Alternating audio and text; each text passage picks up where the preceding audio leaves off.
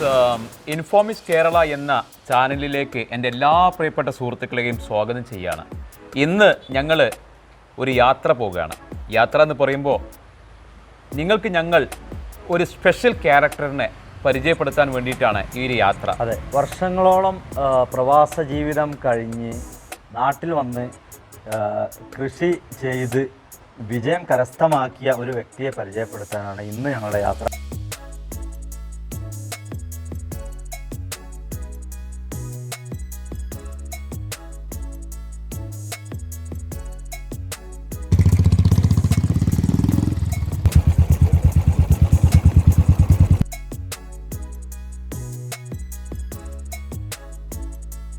ഇപ്പോൾ ഞങ്ങൾ എത്തിയിട്ടുള്ളത് മഞ്ചേരി എത്തി. മഞ്ചേരിയിൽ നിന്നും ഇനി 1 മണിക്കൂറോളം യാത്ര ഉണ്ട്. ഇപ്പോൾ നമ്മൾ ആ ഒരു ഫ്രണ്ടിനെ വിളിച്ച് അങ്ങോട്ട് വെയിറ്റ് ചെയ്യുന്നുണ്ട്.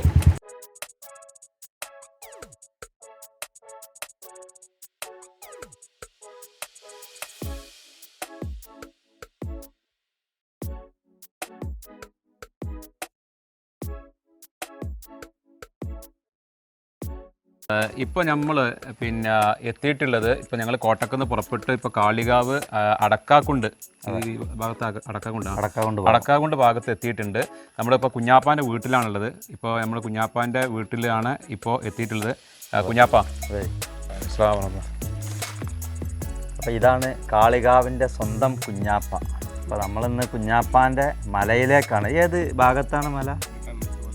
കണ്ണത്ത് മല. നമ്മളെ കേരള എസ്റ്റേറ്റ് മല ഒക്കെ ആ ഭാഗത്തല്ലേ. ഇവിടുന്ന് ഏകദേശം ഒരു 4-5 കിലോമീറ്റർ ദൂരമാണുള്ളത്.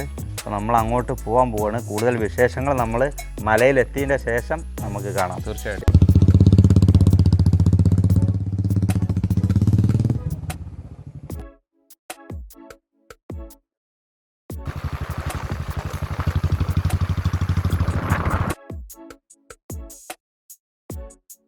ഇപ്പോൾ ഞങ്ങൾ ഏകദേശം ആ മലയുടെ അടുത്ത് എത്തിയിട്ടുണ്ട്. ഇതാണ് ഞങ്ങൾ പോകാൻ ഉദ്ദേശിക്കുന്ന മല. ഈ ഒരു മലയാണ്. അപ്പോൾ ഏകദേശം അടുത്ത് എത്തിയിട്ടുണ്ട്. തീർച്ചയായിട്ടും കുഞ്ഞാപ്പ, ഇത് കണ്ണത്ത് മലവാരം എന്ന് പറയുന്ന ഏരിയയാണ് കാണുന്നത്. കണ്ണത്ത് മലവാരം ഇങ്ങോട്ടപ്പോൾ നമ്മൾ പോകുന്നത്. നമ്മുടെ തോട്ടം അവിടെയാണ്. അതിൻ്റെ അടിവശം ഈ മലനിരകൾ പശ്ചിമഘട്ട മലനിരകളാണ്. ഈ മലയ്ക്ക് നമ്മളിവിടുത്തെ പേര് കണ്ണത്ത് മലവാരം എന്നാണ്. കണ്ണത്ത് മലവാരം.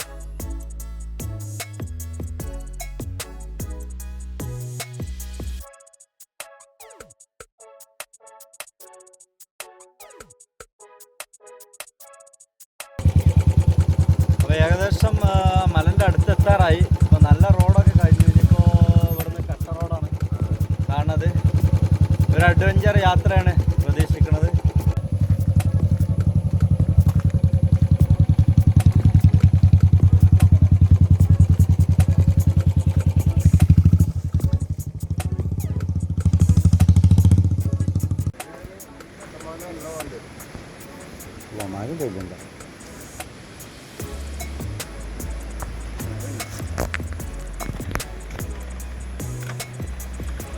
അടിച്ച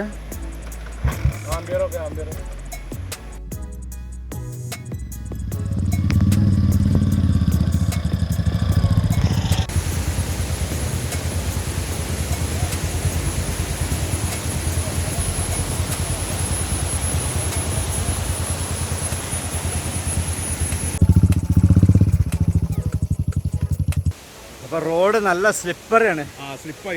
ശരിക്കും നല്ല എക്സ്പീരിയൻസ് ഇല്ല എന്നുണ്ടെങ്കിൽ ഈ ബുള്ളറ്റ് ആയിട്ടൊന്നും പ്രത്യേകിച്ചും വരാൻ പറ്റില്ല. ഇവിടെ സാധാരണ ഓടിക്കുന്ന ആൾക്കാർക്ക് ഞാൻ വിചാരിച്ചു നല്ല റോഡാണ് വിചാരിച്ചത്.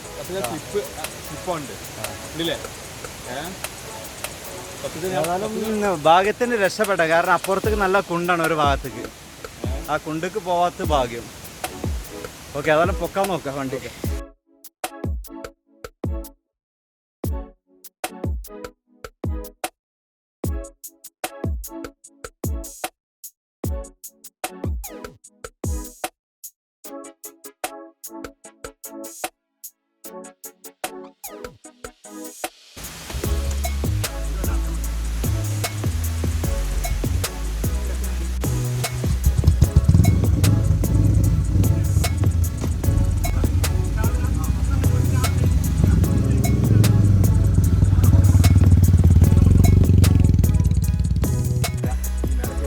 അപ്പോൾ സത്യത്തിൽ പഞ്ചായത്തിൽ എക്സ്പീരിയൻസ് ആയി. ഞാൻ വണ്ടി ഇവിടെ നിർത്തി നമ്മൾ മേലെ കയറി പോവാം.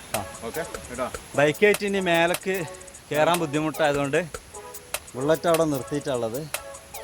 അവിടെ നിർത്തിയിട്ടുണ്ട്. ഇനി നമ്മൾ ശരിക്കും നടന്നിട്ട് തന്നെ കയറ്റം കയറണം.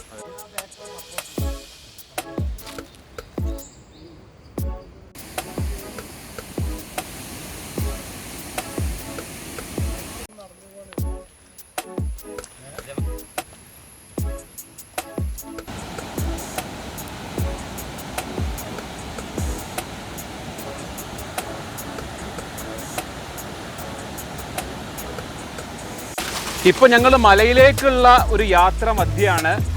ഏകദേശം ഒരു കുറഞ്ഞ മിനിറ്റുകൾക്കകം ഞങ്ങൾ മലയിലേക്ക് എത്തും. ആ ഒരു വഴിയിൽ നമുക്ക് ഇങ്ങനെ ഒരു സംഭവം കണ്ടു. ഇതിന് അന്വേഷിച്ചപ്പോൾ ഇത് വേനൽ സമയത്തും അതുപോലെ തന്നെ ഏത് സമയത്തും ഈ ഒരു വെള്ളം നമുക്ക് ലഭിക്കുന്നതാണ്. അപ്പോൾ നമുക്ക് ഒരു ദാഹമുള്ള സമയത്ത് അങ്ങനെ ഉള്ള സമയങ്ങളിലൊക്കെ വെള്ളം ഇല്ലെങ്കിൽ കൂടിയും നമുക്ക് ഈ വെള്ളം ഉപയോഗിക്കാമെന്നാണ് ഇവരുടെ ആളുകൾ പറയുന്നത്. ഈ എല്ലാ സമയത്തും ഈ വെള്ളം ലഭിക്കും. ഇത്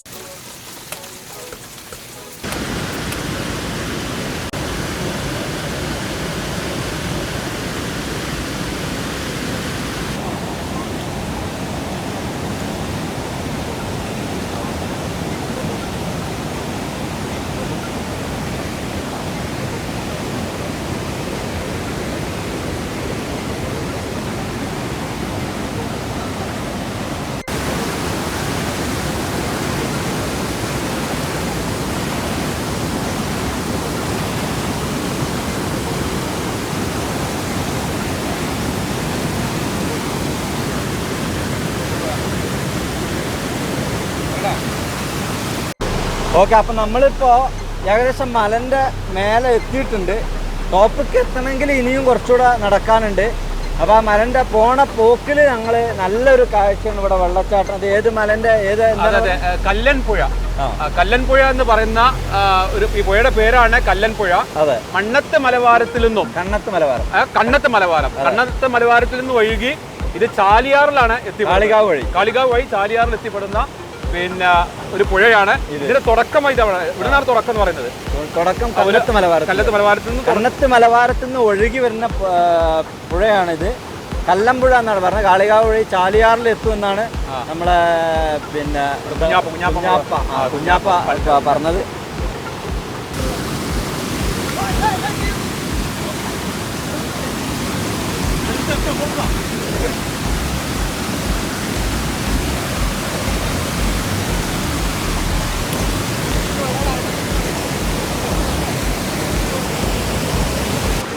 മലൻ്റെ ഭാഗത്തേക്ക് നടന്നു പോകുമ്പോൾ ഒരുപാട് നല്ല കാഴ്ചകളുണ്ട്.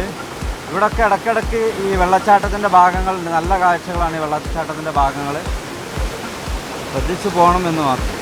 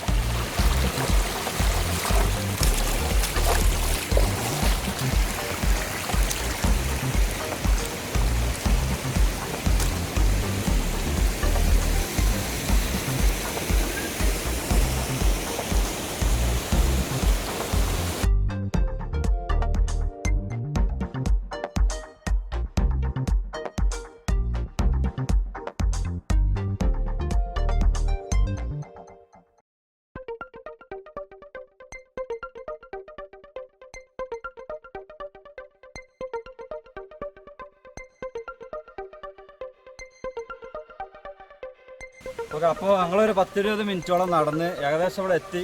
അപ്പോൾ അതിൻ്റെ ഇടയിൽ ഞങ്ങൾ വിശന്നിട്ട് ഒരു പഴം കഴിച്ചു, കുറച്ച് വെള്ളം കുടിച്ചു. അപ്പോൾ അതിലൊക്കെ വരുന്നവരുണ്ടെങ്കിൽ കുറച്ച് ഭക്ഷണം കയ്യിൽ, ഇതേപോലെ സ്നാക്സൊക്കെ കയ്യിൽ കരുതുന്നത് നല്ലതാണ്. കാരണം ഈ ഏരിയക്ക് എത്തിക്കഴിഞ്ഞാൽ പിന്നെ ഇവിടെ ഒന്നും കിട്ടില്ല. വെള്ളമടക്കം വെള്ളത്തിന് വഴിയിൽ നമ്മൾ കണ്ട വെള്ളം വേണമെങ്കിൽ കുടിക്കാം.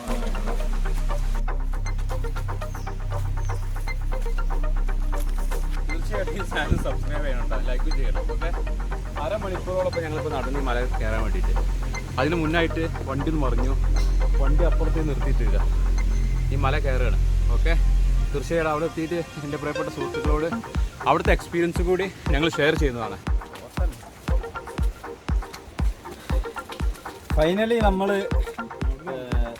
കുഞ്ഞാപ്പാക്കാൻ്റെ തോട്ടത്തിൽ എത്തിക്കഴിഞ്ഞിരിക്കുകയാണ്. മലൻ്റെ ടോപ്പ് ഭാഗത്ത് എത്തിക്കഴിഞ്ഞിരിക്കുകയാണ്.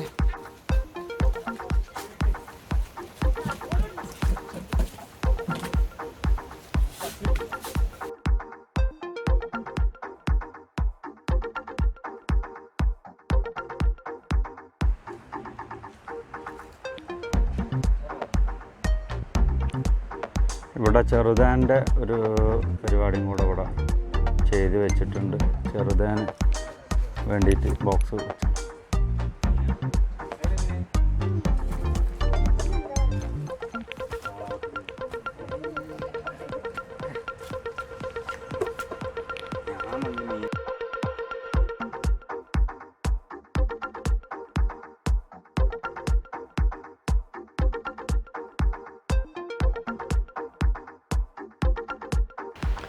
അപ്പം നമ്മളിപ്പോൾ എത്തിയിട്ടുള്ളത് നമ്മളെ കാളികാവിൻ്റെ സ്വന്തം കുഞ്ഞാപ്പയുടെ തോട്ടത്തിലാണ്. ഈ തോട്ടം എക്സാക്ട്ലി മലപ്പുറം ജില്ലയിലെ കാളികാവ് കരുവാരക്കുണ്ട് മലമ്പ്രദേശത്താണുള്ളത്. എക്സാക്ട്ലി ഇത് കരുവാരക്കുണ്ട് പഞ്ചായത്താണ്. ഇപ്പം ഞങ്ങൾ ഈ പറഞ്ഞ ഒരു ലക്ഷ്യ സ്ഥലത്ത് ഞങ്ങൾ എത്തി. ഏകദേശം ഒരു അരമണിക്കൂറോളം ഞങ്ങൾ നടന്ന് ഇവിടെ ഇപ്പോൾ എത്തി. വളരെയധികം നല്ലൊരു ക്ഷീണമുണ്ട് ഇപ്പോൾ അതൊക്കെ ഈ ഒരു പിന്നെ ക്ലൈമറ്റിൽ അത് അരമണിക്കൂറിൻ്റെ നടന്ന ക്ഷീണം ശരിക്കും ഒരു 10 മിനിറ്റ് ഇവിടെ ഇരുന്ന് കഴിഞ്ഞാൽ ആ ക്ഷീണം മാറും എന്നുള്ളതാണ്. തീർച്ചയായിട്ടും കാരണം പിന്നെ കുഞ്ഞാപ്പാൻ്റെ മകന് അരമണിക്കൂർ നടന്നിട്ട് അവനൊരു ക്ഷീണമില്ല. അവൻ ഇടയ്ക്കിടയ്ക്ക് ഇങ്ങനെ വരുന്നതാണ്. പിന്നെന്താ വെച്ചാൽ 4 വീൽ ഡ്രൈവ് ആയിട്ട് വരികയാണെങ്കിൽ ഏകദേശം ഇതിൻ്റെ തൊട്ടടുത്ത് വരെ വരും. 4 വീൽ ഡ്രൈവ് വേണമെന്നുള്ളൂ. മറ്റുള്ള വണ്ടികളൊന്നും ഇത്ര അധികം പിന്നെ അത്തരത്തിലുള്ള റോട്ടിലൂടെ വരാൻ കഴിയില്ല. ഏതായാലും ഒരു അടിപൊളി അറ്റ്മോസ്ഫിയർ ആണ് ഇവിടെ. ഒരുപാട് തരത്തിലുള്ള പിന്നെ കൃഷി ഐറ്റംസുകൾ ഇവിടെ കാണുന്നുണ്ട്. അത് ഏതായാലും കുഞ്ഞാപ്പാനോട് ചോദിക്കാം. നമുക്ക് കൂടുതൽ വിവരങ്ങൾ കുഞ്ഞാപ്പാനോട് ചോദിച്ച് മനസ്സിലാക്കാം. എൻ്റെ പേര് കുഞ്ഞുമൊയ്തീനാണ്. പക്ഷേ ആളുകൾ കുഞ്ഞാപ്പെന്ന് അറിയുള്ളൂ. വീട്ടിൽ വിളിക്കുന്ന കുഞ്ഞാപ്പെന്നാണ്. നാട്ടിലും സുഹൃത്തുക്കളൊക്കെ അങ്ങനെ വിളിക്കൽ. യെസ്. അപ്പോൾ ഞാൻ ഇന്ന് ലീവ് എടുത്തായിരുന്നു. അപ്പോഴാണ് കോട്ടക്കുന്ന് നമ്മുടെ സുഹൃത്തുക്കളൊക്കെ വന്നത്. കുഞ്ഞാപ്പ എത്ര വർഷം ഉണ്ടായിരുന്നു സൗദിയിൽ? ഞാൻ കുറഞ്ഞ കാലമുള്ളൂ, ഒരു 12 വർഷം സൗദിയിൽ. 12 വർഷം സൗദി ജിദ്ദയിൽ ജീവിച്ചിട്ട് നേരെ നാട്ടിലെത്തിയിട്ട് മുമ്പേ ഉള്ള സ്ഥലമാണോ അതോ വന്നില്ല? അല്ല, ഞാൻ മുമ്പ് സൗദിയിലായിരുന്നു വാങ്ങിച്ചിട്ടാണ്. അത് നല്ല കൃഷി സ്ഥലമായിരുന്നു. കാരണം കവുങ്ങ് ഒക്കെ അടയ്ക്കൊക്കെ നല്ല വിളയുന്നതായിരുന്നു. കുറച്ച് ജാതി ഇതൊക്കെ ഉണ്ട്. അപ്പോൾ ഞാൻ കൂടുതൽ നോക്കിയത് എന്താണെന്ന് ചോദിച്ചാൽ കവുങ്ങിൻ്റെ അവസ്ഥ മാറിക്കൊണ്ടിരിക്കുകയാണ്. അപ്പോൾ ജാതി ഒന്ന് ഡെവലപ്പ് ചെയ്താലോ അതിനെക്കുറിച്ച് പഠിച്ചു. അങ്ങനെയാണ് ഇത് ഒരു 3-4 ഏക്കർ സ്ഥലമുണ്ട് ഇതിൽ, ഈ ഫ്ലോട്ടിൽ. അപ്പോൾ ഈ 4 ഏക്കറിൽ കംപ്ലീറ്റ് ജാതിയാണ് ഇപ്പോൾ ഡെവലപ്പ് ചെയ്തുകൊണ്ടിരിക്കുന്നത്. ഇവിടെ പല വിധത്തിലുള്ള ജാതി ഐറ്റംസുകളുണ്ട്. ഏകദേശം 10-12ഓളം ഇനങ്ങളുണ്ട്. ക്വാളിറ്റി ആൻഡ് ക്വാണ്ടിറ്റി അനുസരിച്ചുള്ള വലിപ്പ ചെറുപ്പ ഐറ്റംസുകളാണുള്ളത്. ഇതൊക്കെയാണ് ഉള്ളത്. പിന്നെ പല ചെറിയ ഫ്രൂട്ട്സുകളൊക്കെ, പിന്നെ വനില പോലെയുള്ള സാധനങ്ങളൊക്കെ എല്ലാം ഞാൻ ഡെവലപ്പ് ചെയ്തിട്ടുണ്ട്. പക്ഷേ മെയിനായിട്ട് ജാതിയാണ്. മറ്റതൊക്കെ നമുക്ക് ആവശ്യത്തിന്, നമുക്ക് കൗതുകത്തിന് മാത്രമേ ഉണ്ടാക്കിയിട്ടുള്ളൂ. കുഞ്ഞാപ്പ പറയുന്നത് ഈ ജാതിയിൽ ഒരുപാട് ഗവേഷണങ്ങൾ അദ്ദേഹം നടത്തിയിട്ടുണ്ട്. അതിലൊരു ഗവേഷണം അദ്ദേഹം പറയുന്നത്, നമ്മൾ ഈ ഇവിടെയൊക്കെ ജോലി ചെയ്യുന്ന സമയത്ത് നമുക്ക് ഉറുമ്പ് കടിക്കുക, അങ്ങനെ എന്തെങ്കിലും ഇൻഫെക്ഷൻ നമ്മുടെ കാലിലോ അല്ലെങ്കിൽ കയ്യിലൊക്കെ ഉണ്ടാകുന്ന സമയത്ത് ഈ ജാതിയുടെ പിന്നെ നീരെടുത്തിട്ട് അത് പുരട്ടുകയാണെങ്കിൽ അതിൽ നിന്നും അതിന് നല്ലൊരു റെമഡിയാണ് ഈ ഒരു ജാതിയുടെ നീര് എന്ന് കുഞ്ഞാപ്പ പറയുന്നുണ്ട്. അങ്ങനെ ഒരുപാട് ഗവേഷണങ്ങൾ കാളികാവിൻ്റെ സ്വന്തം കുഞ്ഞാപ്പ നടത്തിയിട്ടുണ്ട്.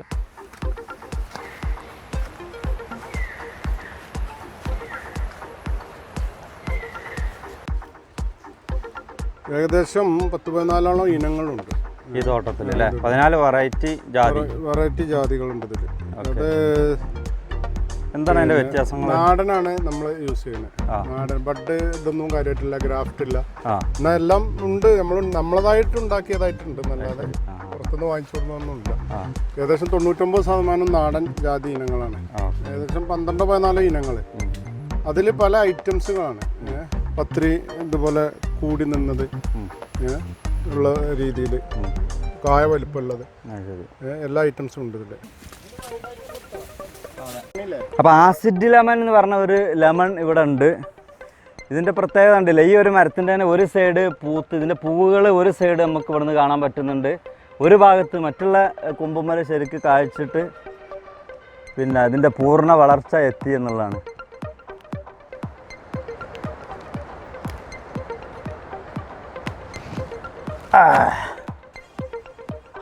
അടിപൊളി, സൂപ്പർ. ആസിഡ് ലെമൺ നല്ല ശരി, നല്ല വലുപ്പമുള്ള ടൈപ്പാണത്. വേറൊരു വെറൈറ്റി നാരങ്ങാണ്. ഓക്കെ, കണ്ടോ ഇതിൻ്റെ ഇലന്നെ മാറ്റമുണ്ട്. ഒരു വെള്ള ഷെയ്ഡ് വരുന്ന വെള്ള ഷെയ്ഡ് വരുന്ന നാരങ്ങയാണ്. അതിൻ്റെ കായക്കും അതേമാതിരി ഷെയ്ഡ് ഉണ്ട്. ഇത് മൂക്കുന്നൂർ ഇത് മഞ്ഞ കളറായിട്ട് വരും. കണ്ടോ, തുടക്കത്തിൽ പച്ചയിൽ ഇതിൻ്റെ കളർ ചേഞ്ച് ചെയ്ത് ഇങ്ങനെ മഞ്ഞായിട്ട് ഇങ്ങനെ വരും. ഇതാണ് ഏലം.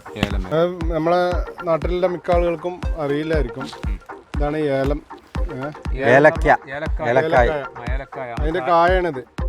ഈ രൂപത്തിലാണ് ഉണ്ടാവുക. അപ്പോൾ ഇത് ഏലം. ഇതിൽ പിന്നെ ഓരോ ആഴ്ചയിൽ ഇത് പൊട്ടിച്ചെടുക്കും. മൂത്തതനുസരിച്ച്. എത്ര മാസം വേണം ഇത് ഒരു കായായിട്ട് ഏലക്കായായിട്ട്? അല്ല, ഇതൊക്കെ 6 മാസത്തിന്റെ തന്നെയാണ്. പൂവിട്ട് ഇതുപോലെ പൂവിട്ട് കണ്ടോ, സൈഡിൽ പൂവ് ചെറിയ കായകള്, പിന്നെ അതിൽ മൂത്ത കായകള്. ഉണക്കണം.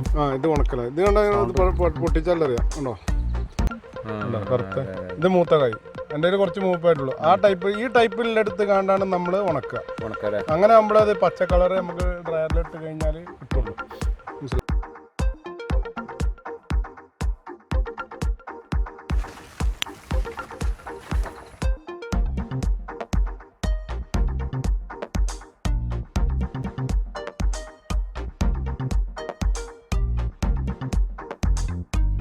ഇതിന്റെ ഒരു പ്രത്യേകത എന്ന് പറഞ്ഞിട്ടുണ്ടെങ്കിൽ ഇത് സൈസ് വലിയ സൈസാണ്. നാടൻ നാരങ്ങ അല്ലത്, പക്ഷെ നല്ല സൈസ് വലിയ ടൈപ്പ് അല്ലേ? സ്മെല്ലുണ്ട്.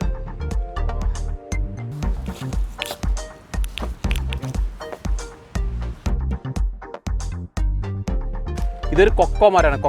കൊക്കമിലൂടെ ഈ പടർത്തിയിട്ട് ഈ കുരുമുളക് ഉണ്ടാക്കിയതാണ്. ഇത് നാടൻ കുരുമുളകല്ലേ? നാടൻ കുരുമുളക് അല്ലേ? കൊക്ക മരത്തിലൂടെ ചെയ്യുന്നു അല്ലേ? അപ്പൊ രണ്ടും കൂട്ടും, കൊക്കയും കൂട്ടോ? ഒന്നും ചെയ്യില്ല.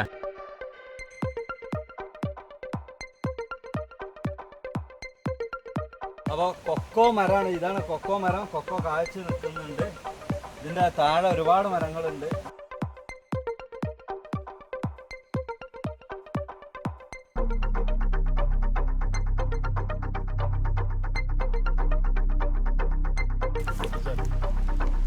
ഇതാണ് കൊക്കോ അല്ലേ? ഇത് കണ്ടിട്ടുണ്ടോ ഇതിൻ്റെ ഉള്ളിൽ? ഒന്ന് പൊട്ടിച്ച്.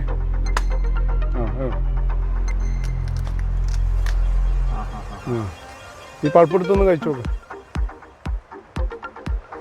കഴിക്കാൻ പറ്റുമോ അല്ലേ? കഴിക്കും. അതിനെന്താ, ഒന്നും പറ്റില്ല.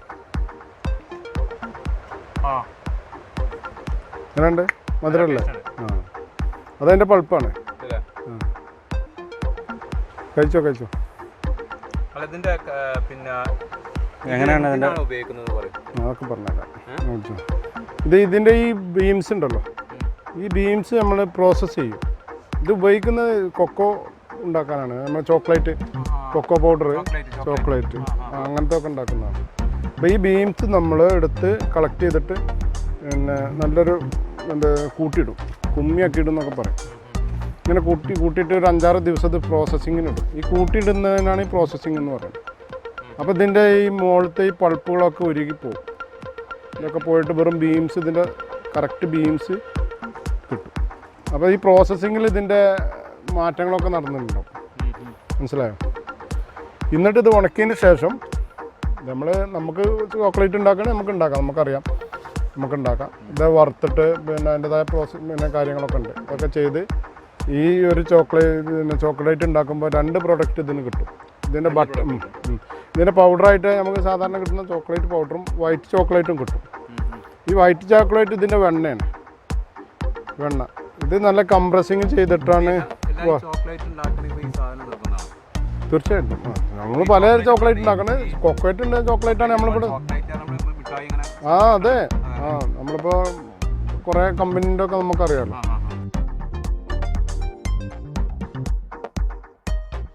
തിപ്പല്ലി ആയുർവേദത്തിൽ ഓരോജൻ മുതൽ തൊട്ടുള്ള എല്ലാ മരുന്നുകളിലും ജസ്റ്റ് അതിൻ്റെ ഉള്ളൊന്ന് കാണിച്ചു തരാം. കളർ അങ്ങനെ വരും. പിന്നെ കളർ കൊടുക്കാം നമുക്ക്.